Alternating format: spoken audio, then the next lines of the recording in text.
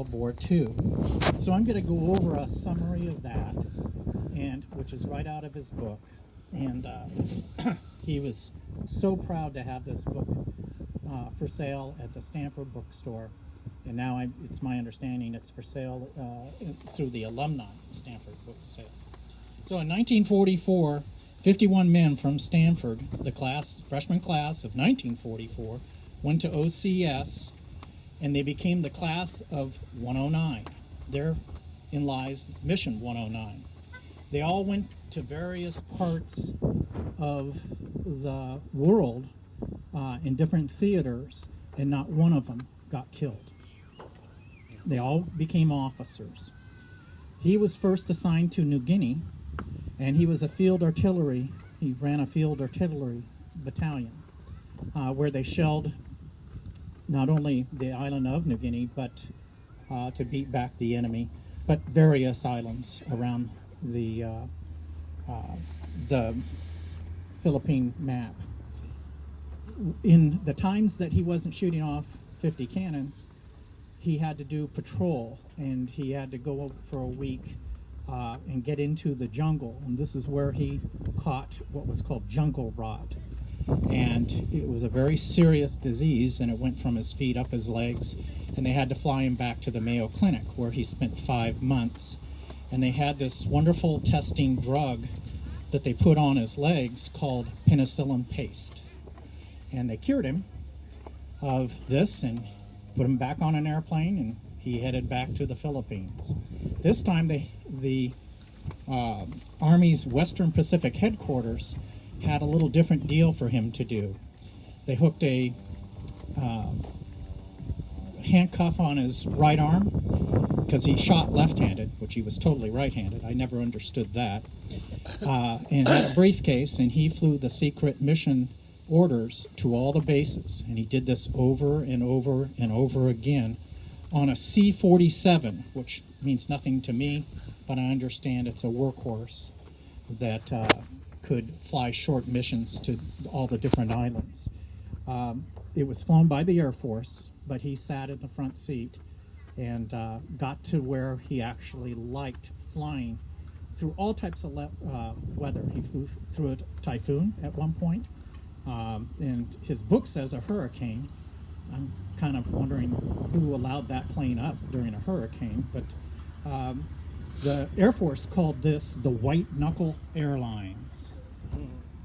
And we later on knew that every time we flew with him, like to San Francisco or anywhere else, landing was an issue, because one day the plane landed without its wheels down onto the tarmac and slid for a mile or so. So he was lucky to live through that. So that was probably the predominant part of the war and what he did. Then he became the AR officer of Base M, which was at the headquarters. And as the war was winding down, the Hucks, which were Philippine group of missionaries that fought the Japanese, and they were a very rough group, attacked the base on a big surprise. And the base had sent a lot of its armed forces home because the war was winding down.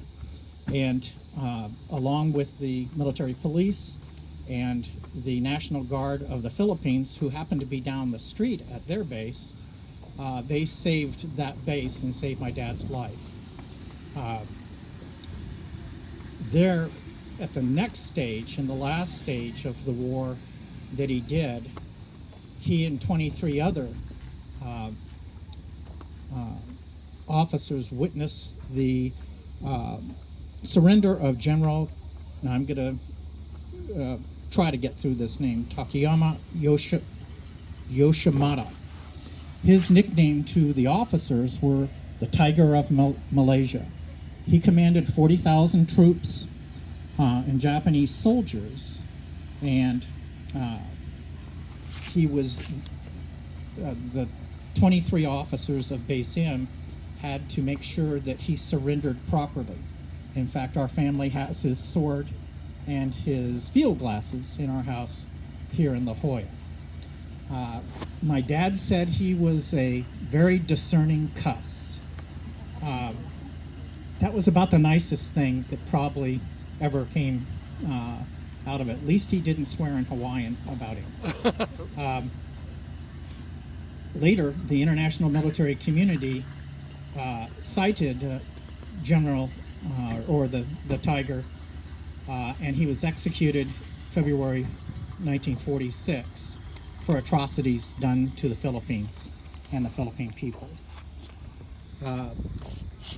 After that, Dad got to get on a ship called the U.S. Pacific Panther, and he had a 2-week trip back to the United States, and he said it was the joyous time. There were 1,000 men and women on the ship, Marines, Army, Navy, and they had to trade off, the officers had to trade off bunks.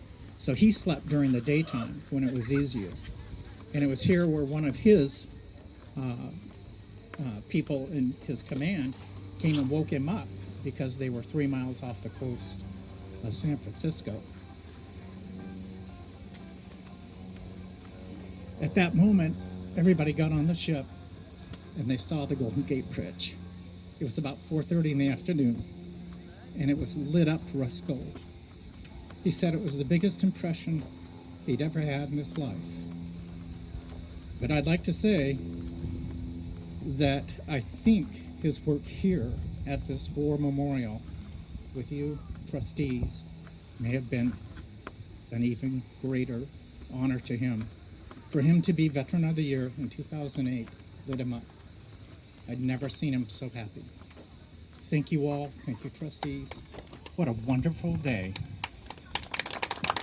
Oh, you're all invited to a reception that we're going to have at Austera Romanica down on the shores, a little Italian restaurant, for some hors d'oeuvres and some times about my dad. I hope to see you there right around 1 o'clock.